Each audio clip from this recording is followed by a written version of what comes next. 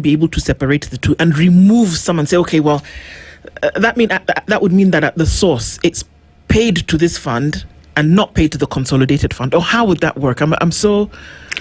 I think if you look at, because there are three funds, I guess, under the Sovereign Wealth Act. So if you look at the first one, which is the Sovereign Wealth Fund, that one is the one that gets about 30% of royalties from petroleum and minerals. Okay. So the assumption is that at this point, we don't have a lot of that anyway.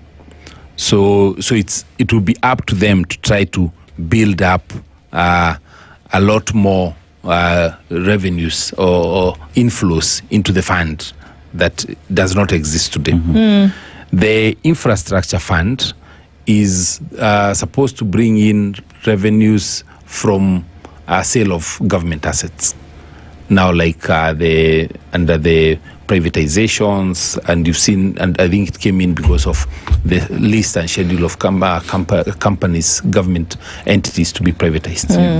So we started off, of course, with the KPC. Now we have the Safaricom, and we have a list of others, Qual, and many others that have already been put out there for privatization. So whatever revenues come from sale of those assets, again, go into the infrastructure fund. At the moment, the Privatization Act, which was passed last year, had a clause that all the funds from sale of assets and privatization should go into the consolidated fund. Yes.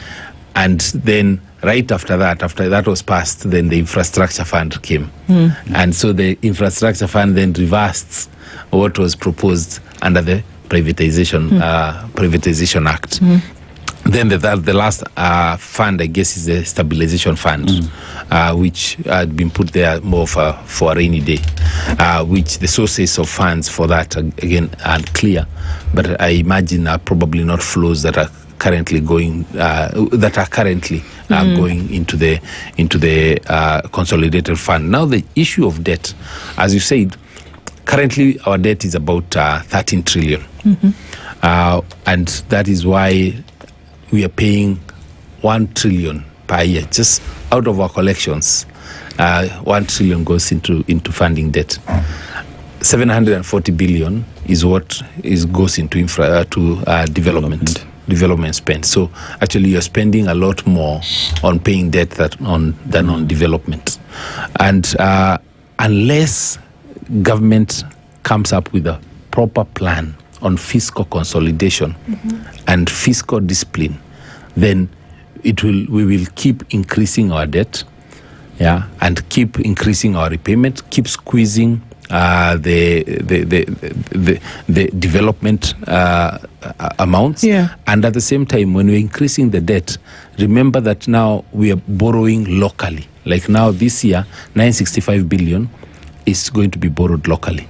When you borrow locally, you're borrowing from banks, which means that you and I cannot access that money. Banks will always lend government first. So essentially, that fiscal space becomes very squeezed, and that's why you're seeing the government now moving to a different options for funding infrastructure, which is securitization. This 1 year, the last 2 years, we've securitized almost 1 trillion. So railway levy development fund will securitize about 400 billion. And securitization means the money or those flows, the streams of money that were to be paid for the next 10 plus years will no longer be available to the country. So that is money that was going to go into the consolidated fund that now will go in directly to lenders. If you look at the next one is the railway, the road maintenance levy fund.